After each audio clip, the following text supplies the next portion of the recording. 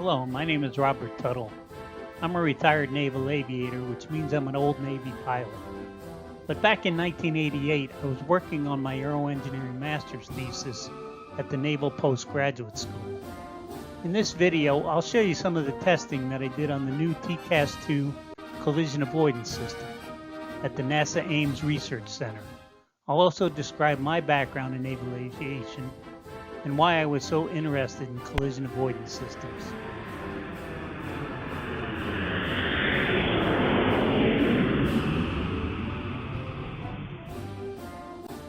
Okay, what you just saw was a climb by the pilot of an airliner in order to prevent a mid-air collision with another aircraft. The pilot of the airliner was acting on a collision warning from the collision avoidance system. I hope you'll learn something about collision avoidance systems and a little bit about naval aviation in this presentation.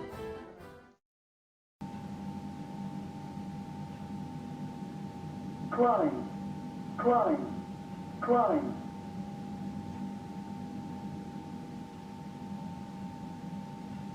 Chicago approach, Aerosavy 132, TCAS RA. What you just watched was a simulation of the pilot displays on a modern collision avoidance system during a mid-air collision scenario. The two pilot displays are from the Traffic Alert and Collision Avoidance System known as TCAS. The Traffic Advisory display on the left shows traffic in the area, and the Resolution Advisory display on the right shows a climb evasive maneuver in order to avoid a possible collision with the traffic. We will discuss the TCAS system in more detail later, and I will slow this scenario down for you. If you would like a more detailed description of the TCAS system after this video is over, I recommend you go to Aerosavy's website, which is listed below, and I will also add a link to the notes. Before we get started, let's imagine you're on an airliner flying to Pensacola, Florida for a vacation back in 1978. You plan to visit the National Museum of Naval Aviation and also hope you'll be lucky enough to see the Blue Angels practice. You also plan to spend some time on the beautiful white sand beaches. You're in the airliner looking out the window and you see a lot of Navy airplanes flying around.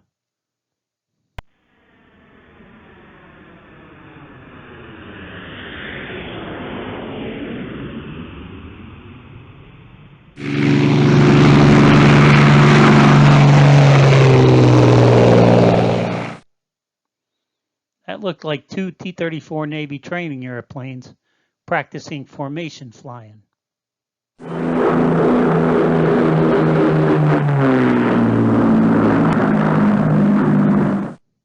That looked like a strange Navy C-130 with skis, and wonder what the skis were for.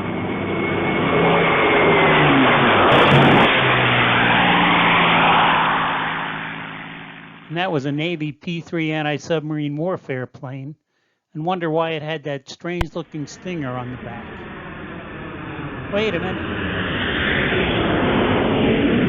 What just happened there?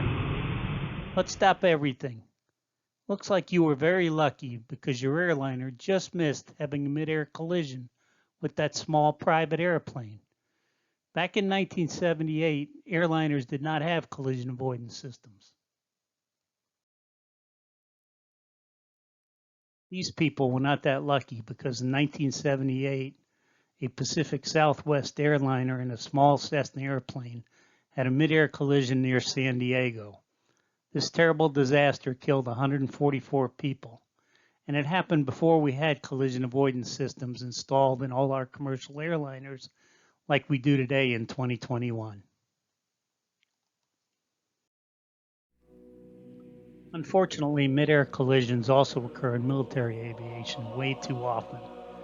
And in many accidents in naval aviation, these collisions occur over the water, where it's hard to find and rescue any survivors. I flew P-3 Orions in several squadrons during my career, did many search and rescue missions over the water, looking for survivors, and also witnessed a mid-air collision near Jacksonville with two Navy jets. In 1991, two P-3 Orions from Patrol Squadron 50 collided on a mission off the coast near San Diego. This accident was very sad for all of us in the P-3 community. The Navy hymn that is playing in the background is a song that's played at many Navy memorial services and funerals and is my tribute to all the Navy crew members lost due to mid-air collisions. So now you see why Navy pilots like me really care a lot about collision avoidance systems and why I was happy to be able to do my thesis testing a new collision avoidance system.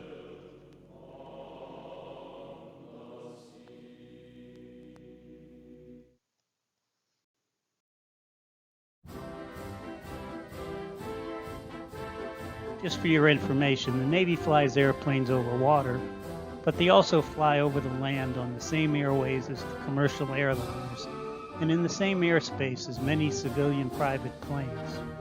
Contrary to popular belief, the U.S. Navy flies a large variety of big and small airplanes, in addition to our fighter jets like the F-18 and the F-35. The center drawing shows the variety of naval aircraft that are designed to fly many kinds of mission. Some of the Navy planes have propellers like the ones on the right that I flew during my career. Here is some more of my background, since all pilots like to talk about the planes they flew. I flew the T-34 Charlie trainer as an instructor pilot and had many near mid-air collisions in the Pensacola area where there was a lot of traffic. I also flew several versions of the P-3 Orion aircraft with the bee stingers on the back, which are actually magnetic anomaly detectors for hunting submarines. And I was even lucky enough to fly the ski-equipped LC-130 Ski Hercules aircraft in Antarctica. That's me standing at the South Pole. I made a video about flying in Antarctica in VXE6 that I'll add to the notes. However, the bottom line is that I never flew an aircraft that had a collision avoidance system or GPS navigation system or ejection seats, and I had many close calls near mid-air collisions during my flying career. So yes, I am glad I survived my flying tours, and I'm also very glad that I had the opportunity to test and improve the new TCAS2 collision avoidance system working with the NASA-AMES engineers. Now let's get back on the collision avoidance system testing topic.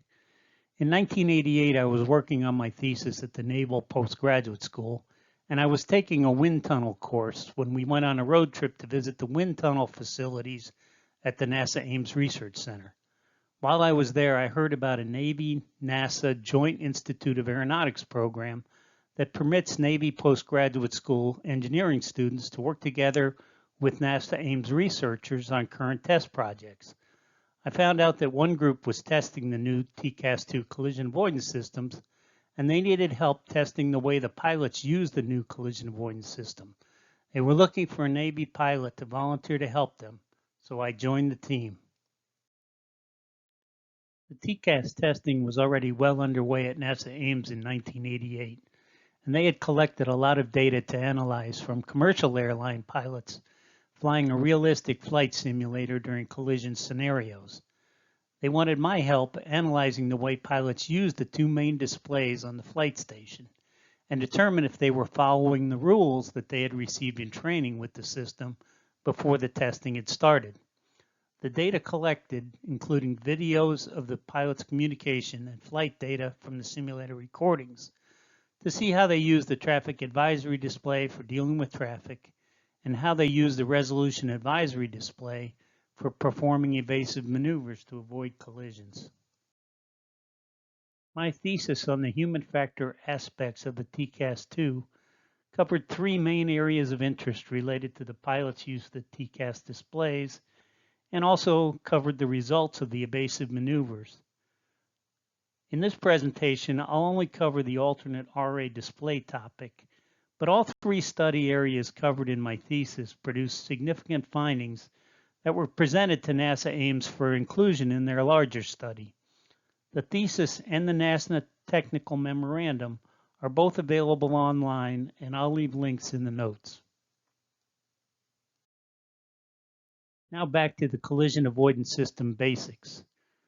TCAS is a self-contained system showing traffic and warnings, but not all aircraft flying in the airspace have TCAS systems.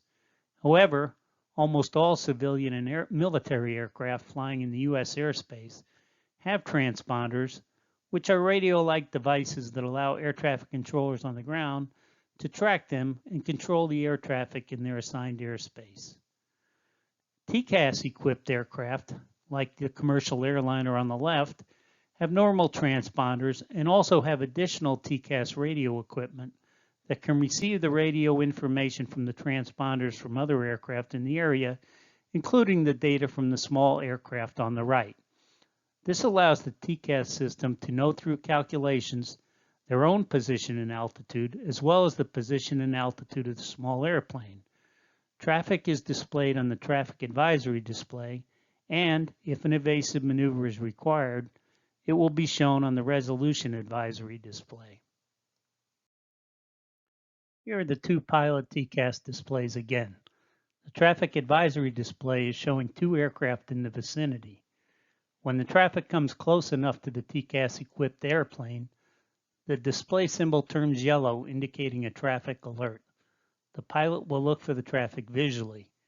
If traffic gets too close, the traffic symbol turns red, and a climb warning is indicated on the resolution advisory display by showing a red arc on the vertical speed indicator.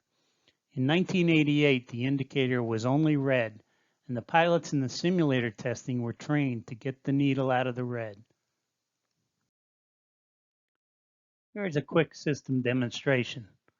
The airliner and the small airplane are at the same altitude, but are far enough away that only a traffic alert is issued to the pilots, and the system says traffic, traffic over the flight station internal communication system, and both pilots start looking, but the pilot does not maneuver the aircraft off the current course and altitude. Now the traffic becomes a threat. The traffic symbol turns red, and a climb warning is issued on the resolution advisory display with a red arc, and a climb warning is announced in this particular scenario. But it could say descend in other scenarios.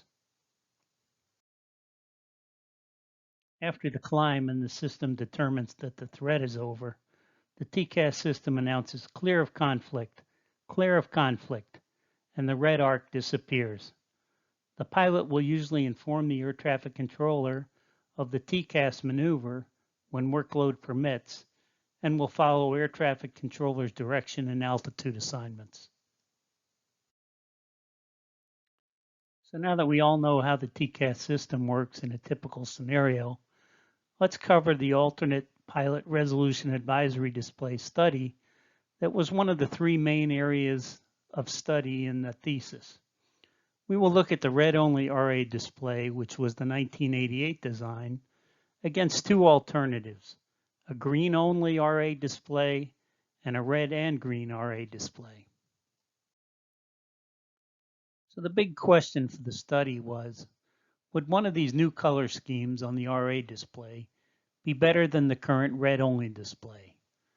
So I worked with the NASA-AMES engineers to design test scenarios with all three RA designs, and we discussed the criteria we would use to test both military and NASA pilots using simulations, and also collect their opinions on the displays after we do the timed and evaluated testing. Okay, now let's go back to the potential collision slide and look at the red-only RA display. As a Navy pilot, when I first saw this display with the get the needle out of the red directions for the pilots, I said to myself, this is a little confusing. I can get the needle out of the red two ways. I can pull power and descend quick, or else I can add power and climb. Either way, I get the needle out of the red. Plus, I'm not used to getting needles out of anything. Military and civilian pilots are all trained to fly airspeeds, altitudes, and headings on their flight station instruments. So I thought a recommended climb rate or descent target on the RA display would be better than the red-only display. But I would need to run some tests and see if that was true, and then provide proof. So after discussion with the team at NASA-AMES, we decided to see if a green-only or a red and green RA display would be better than the red-only in the current design.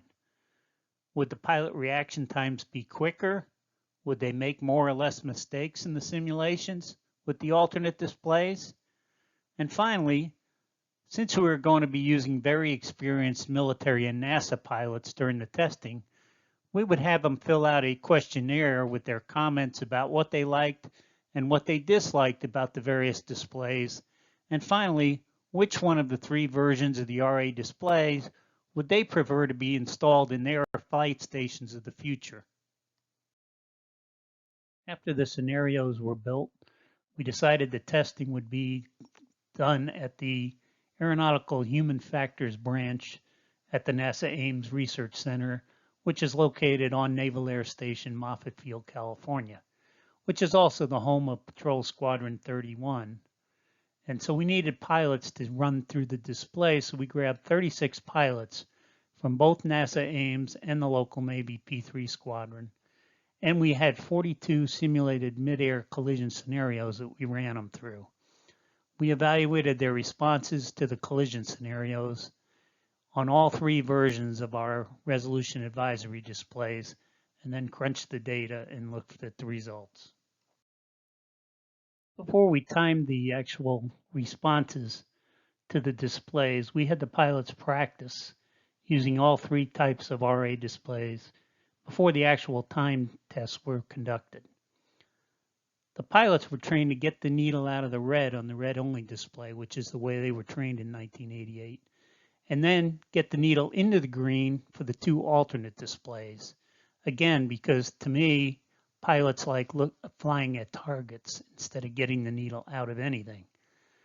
Then the accuracy of the aviation maneuvers, the climbs, descents, the reaction times, and whether they made mistakes or not were all recorded by the test computer for analysis. After the test runs were over, we had the pilots fill out a questionnaire with their opinions on the effectiveness of all 3 of the RA displays being tested. It turned out that the current red-only design performed worse than the 2 alternate designs. Also, the 2 alternate designs, green only and red and green, produced less errors and faster reaction times and were judged to be more effective than the red-only display by 92% of the pilots in the study. Furthermore, the red and green display was most effective at preventing maneuver errors and was deemed to be the most effective by the majority of the pilots. So the red and green was judged to be the best of the 3. My thesis results from all 3 of the areas that I studied were fed into the NASA-AMES Technical Memorandum on the TCAS Human Factors Testing section, and the NASA-AMES personnel added my name as a co-author of the document. The study won 2 Technical Merit Awards from NASA-AMES. The results of the TCAS study were also presented to the FAA and the TCAS2 manufacturers by NASA-AMES. When the TCAS2 system was updated a few years later, the RA display was changed, and now the new design had the red and green RA display that we tested. And in 2011, the FAA published a booklet called the Introduction to TCAS2 version 7.1. And you can see from figure 3 below that the modern design of the TCAS at that point had the red and green display. Although if you look close at figure 3, you can see the traffic advisory display and the resolution advisory display have been incorporated into a single instrument. That document's also available online and will be included in the reference pages. We are very proud of the work we did at NASA-AMES, and we're really glad that the design we tested actually made it into production in the future. And to finish up here, I'd just like to thank some of the people who worked with me on the thesis. A special thanks to Sherry Chappell, who was at NASA-AMES and was my primary contact up there, Chet Hurd, who was my thesis advisor, and a few other people at NASA-AMES that did a lot of the work building the scenarios and the computer simulations, and that was Lyman Taylor and Tom Kozon. Finally, I'd like to thank all the pilots that helped us with the testing, including John Blaha and the 36 pilots that we got from Patrol Squadron 31 and NASA-AMES. I really appreciate all the help we got from all these people and everybody at NASA-AMES and VP31. This page shows the two major references if you're interested in this thesis or the NASA-AMES study. There's links here, and I'll try to put links in the notes. And this page of references shows some of the other things I discussed in the slides from the FAA, from NASA, from AeroSavvy, and also at the bottom there is my link to flying in Antarctica if you're interested in watching that. I'll put a link to that in the notes. Well, thanks for watching the video if you made it this far. I enjoyed making it and hope you learned something about collision avoidance systems and will feel a little safer when you fly on your next airliner flight. As I said earlier, I'm an old Navy pilot who was trained to fly way back in the 1970s on the 3-piston engine-powered propeller-driven airplanes shown below. They are old and retired now, just like me. So if I made any mistakes in the video, please remember it's been over 30 years since I wrote my thesis and I did the testing. So my memory is only so good. But thanks again for watching, and as we say in the Navy, may you have fair winds and following seas. Goodbye.